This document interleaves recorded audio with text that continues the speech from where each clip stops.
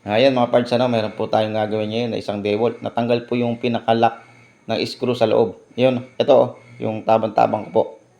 So, ang ginawa ko po, tinanggal ko na po yung lock. Ito, may lock po yan sa ibabaw. Ito.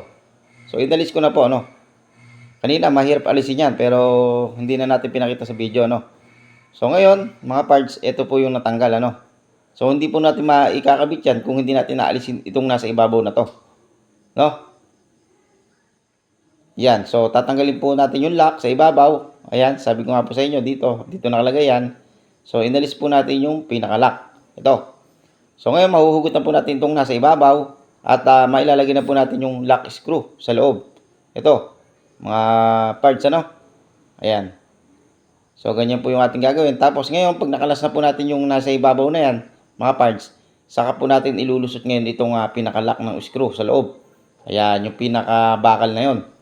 So, ngayon, ang gagawin po natin, papantayin nyo po mga boss. Para pagka ikinabit nyo na po yung lock, ay pantay po siyang maglalak dun sa ating screw. Ayan. So, pantayin nyo lang pong ganyan. Pagkayari po, ilagay nyo na po yung lock. So, pagka naipantay nyo na po, tatandaan nyo lang po yung gagawin nyo mga parts. Ayan.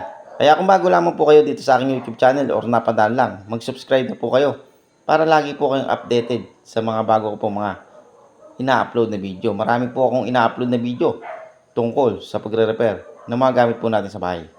Ayan mga parts, So, naikabit ko na po, Yan, So, naikabit ko na po yung isang lock. So, susunod dito. Yan. Yan. Yan po yung pinaka-cover niya, Yung pinaka-lock. So, mayroon pang isang lock, mga parts, Yung isa, yung sinasabi ko sa inyo, Ayan. Tapos, ito. Yan. Yan.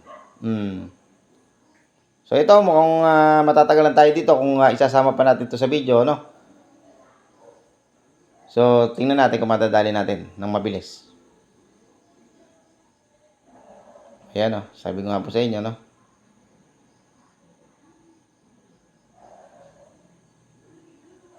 Kanina kasi, nung pagtanggal ko, mahirap, matagal. Kaya hindi ko na sinama sa video yung pagtanggal. Maubos yung oras natin, mga parts.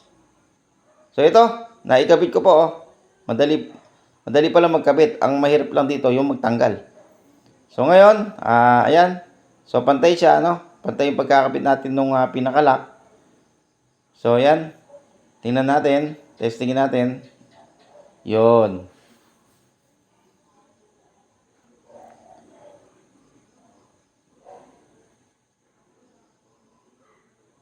So, ngayon, ang ginawa ko, inalis ko kasi yung screw na nakalagay sa loob kanina. Pero, pwedeng hindi na pala alisin yun. Yung pinaka ano na yun, yung pinaka tornilyo na yun, mga parts, Ayan. Okay lang na hindi na natin alisin. Kahit nakakabit nyo, matatanggal nyo naman po yung lock,